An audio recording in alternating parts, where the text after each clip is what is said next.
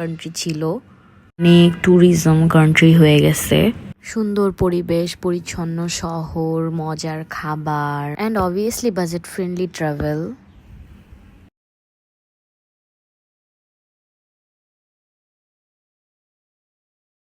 সব মিলিয়ে এখন ট্রাভেলারদের পছন্দের গন্তব্য ভিয়েতনাম। যখন সামনাসামনি নিজের চোখে ভিয়েতনামকে ফিল করলাম, তখন মনে হলো কিছু জায়গাকে যতটা সাধারণ মনে হয় ততটা সাধারণ না।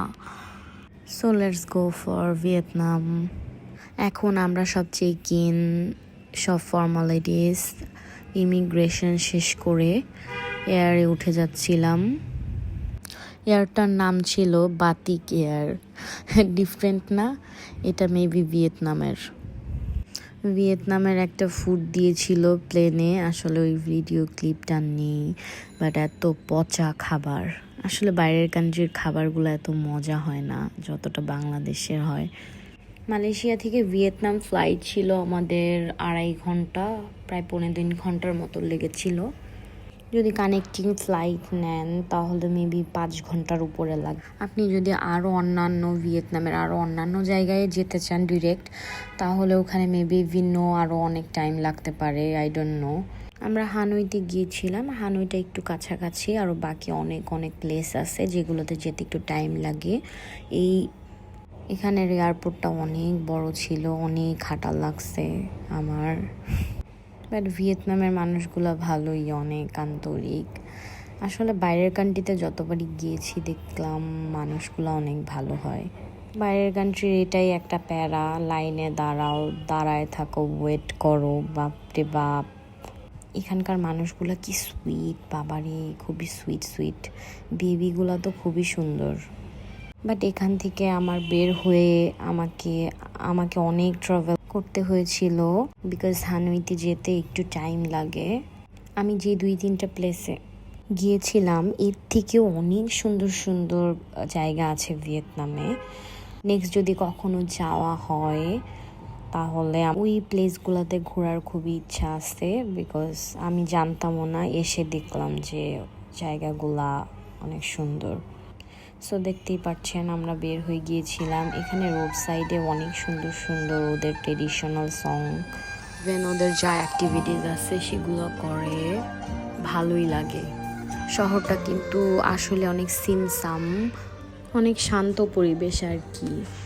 একটা ইম্পর্টেন্ট কথা, সেটা হচ্ছে ওরা একদম ইংলিশ বুঝে না, পারেও না, দেখাইলেও বলতে পারে না। তো আমরা অ্যাপ ইউজ করে আর কি ওদের ভাষা কনভার্ট করে দেন। এই যে এটার নাম হচ্ছে সাইক্লো, মানে এটা ভিয়েতনামের ফেমাস একটা রিক্সা আর কি। এটা অনেক ফেমাস, মানে যারা ট্যুরিস্ট যায় এবং ইভেন ওরাও এটাতে চড়েই মনে হয় ঘুরে বেড়ায় ওরা। বাট এটা দেখলাম অনেক এক্সপেন্সিভ। এটা মাত্র 10 মিনিট না 12 মিনিট ঘুরাইছিল আমাদের। এটা নিয়েছিল মনে হয় 700 না 800 টাকা বাংলাদেশি টাকায়।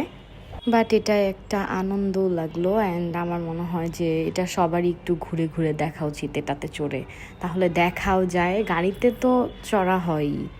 ভিয়েতনামে একটা জিনিস অনেক কষ্ট হয়েছে, এই যে স্ট্রিট যে মার্কেটগুলা এগুলা ছাড়া এখানে শপিং মল খুঁজতে গিয়ে যে অবস্থা, খুবই খারাপ, মানে খুঁজে পাচ্ছিলাম না। একটা মলে গিয়েছিলাম, ওইটা অনেক ফেমাস, মানে নিউ মার্কেটের মতো ঢাকা। সো ওইখানে গিয়েছিলাম। যাই হোক, আজকের দিনের কথা বলি। সো চলে এসেছি হানইয়ের তা হিয়েন স্ট্রিটে। ভাই, এইগুলার নাম এত কঠিন, ওদের ভাষাই অনেক কঠিন আসলে, জন্য আমি উচ্চারণ করতে কষ্ট হয় আমার। এই জায়গাটা ওদের অনেক ফেমাস। এখানে সন্ধ্যা নামলেই আর কি অনেক জমজমাট হয়ে ওঠে। এখানে অনেক স্ট্রিট ফুড আছে, ইভেন তুর্কির একটা ফুড আছে দেখলাম।